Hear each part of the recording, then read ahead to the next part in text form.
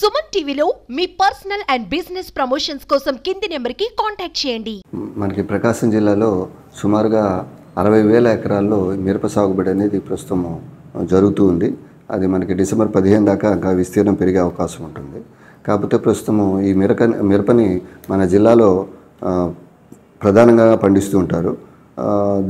దీనివల్ల కొన్ని చీడపీడలు కూడా సమస్య ఎక్కువగా ఉంటుంది. వీటిని మనం సమర్థవంతంగా నివారించగలిగితే లేదా అదుపులో పెట్టగలిగితే మనం ఎక్కువ లాభాలు పొందే అవకాశం ఉంటుంది. ముఖ్యంగా తక్కువ ఖర్చుతోటి చేయాల్సిన అవసరం ఉంటుంది.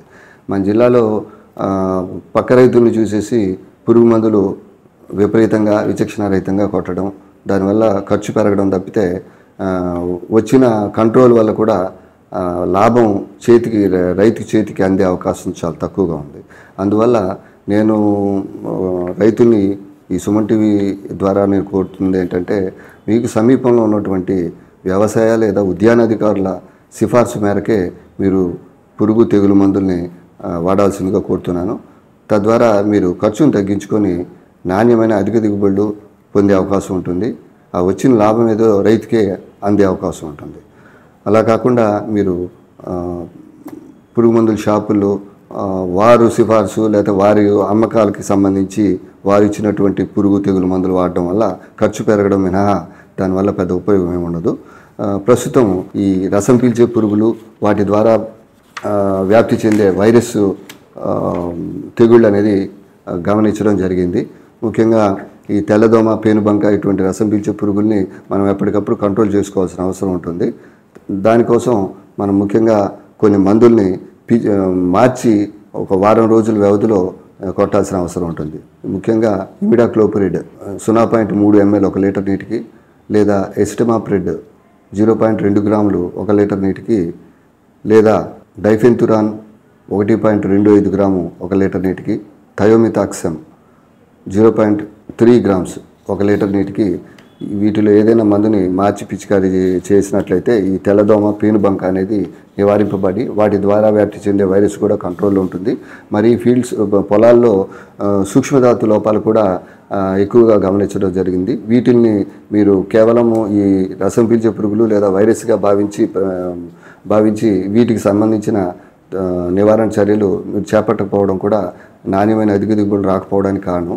అందువల్ల ఈ ముఖ్యంగా పొలాల్లో చూసినట్లయితే అధికంగా రాసాయనిక ఎరువులు వాడడం వల్ల ఈ సూక్ష్మధాతు లోపాలు కూడా ఎక్కువగా కనపడుతున్నాయి. దానికోసం మీరు ముఖ్యంగా ఈ మొదటి నుంచి సేంద్రియపు ఎరువులు వేయడం కూడా, ఆఖరి దిక్కులో సేంద్రియపు ఎరువులు ఎక్కువగా వాడడం, వేపపిండి, వానపాముల ఎరువు సమృద్ధిగా వాడడం ఒక నివారణ చర్య.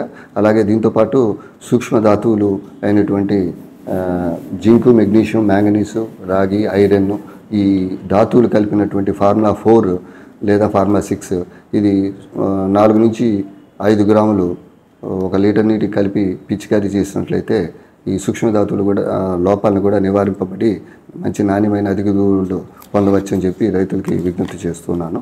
అలాగే దీంతోపాటు తెగుళ్లలో క్యానోఫోరా బ్లైట్ లేదా కొమ్మ కాయకుళ్ళు తెగులు, ఇటువంటి శిలీంద్ర జాతి తెగులు కూడా ఎక్కువగా గమనించడం జరిగింది. వీటి వల్ల కొమ్మలు పైనుంచి కిందకి ఎండిపోవడం జరుగుతుంది. ముఖ్యంగా మబ్బుతో కూడిన వాతావరణం, గాలిలో అధిక తేమ ఉన్నట్లయితే ఈ క్యానోఫోరా బ్లైట్ కూడా వచ్చే అవకాశం ఉంటుంది.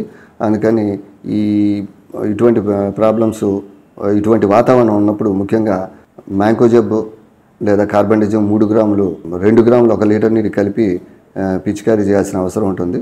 అలాగే పైరాక్సిస్ట్రోబిన్ ప్లస్ మెటిరామ్ 3 గ్రాములు 1 లీటర్ నీటికి కలిపి, 1 గ్రాము స్టెప్టోసైక్లిన్ ప్లస్ 3 గ్రాములు కాపరాక్సిక్లోరైడ్ 1 లీటర్ నీటికి కలిపి పిచికారీ చేసినట్లయితే ఈ శిలీంద్ర జాతి తెగుల్ని నివారించడానికి, అలాగే నాణ్యమైన అధిక దిగుబడి పొందడానికి అవకాశం ఉంటుంది.